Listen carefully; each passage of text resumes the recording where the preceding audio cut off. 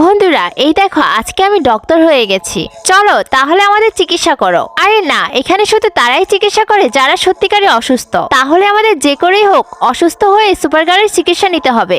আরে এখন আমরা হঠাৎ করে অসুস্থ হবো কিভাবে? তুই ভাবতে থাক, আমি তো দারুণ বুদ্ধি বের করে নিয়েছি। এখন আমি এই বিল্ডিং এর উপর থেকে লাফ দিয়ে নিজের হাড় ভেঙে নিব, তারপর সুপারগার্ল নিজের হাতে আমার চিকিৎসা করবে। এই পুরনো গদিটা কি করব, এখানেই রেখে যায়, কেউ নিয়ে যাবে। আরে এটা কোন পাগল যে এই রাস্তায় বেড রেখে গেল? আরে ক্যাপ্টেন তো তার প্ল্যানে ফেল হয়ে গেল, আমি এখনো বাকি আছি। আমি এখন এই ট্রেনের রাস্তায় শুয়ে থাকবো, তারপর ট্রেন এসে আমার হাড় ভেঙে দিবে।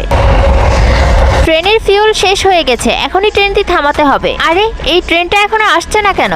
আরে আঙ্কেল এই ট্রেনটা থেমে গেল কেন? ট্রেনের ফিউল শেষ তাই। আরে এই দুজনেই তো ফেল হয়ে গেল, এখন দেখো আমি কি করি। আরে ছাপড়ি হার কোথায় যাচ্ছিস? আরে মাকড়সার বাচ্চা, তুই আমাকে ছাপড়ি বললি? এবার দাঁড়া মাকড়সার বাচ্চা, তোকে মজা দেখাচ্ছি। আরে হারামি, পারলে আমার গায়ে হাত দিয়ে দেখ। বন্ধুরা তুমি এই ছবিগুলোর মধ্যে যে কোনো একটি ছবিকে ভালোবেসে থাকলে ভিডিওতে লাইক করে চ্যানেলটি সাবস্ক্রাইব করে দাও, এবং তুমি কোন ধর্মের তা কমেন্টে জানিয়ে যেও। সুপারগার্ল তাড়াতাড়ি চিকিৎসা করো, নয়তো মাকড়সা মারা যাবে। তো তাকে এখানে এনেছো কেন? দেখো না এটা পশু হাসপাতাল।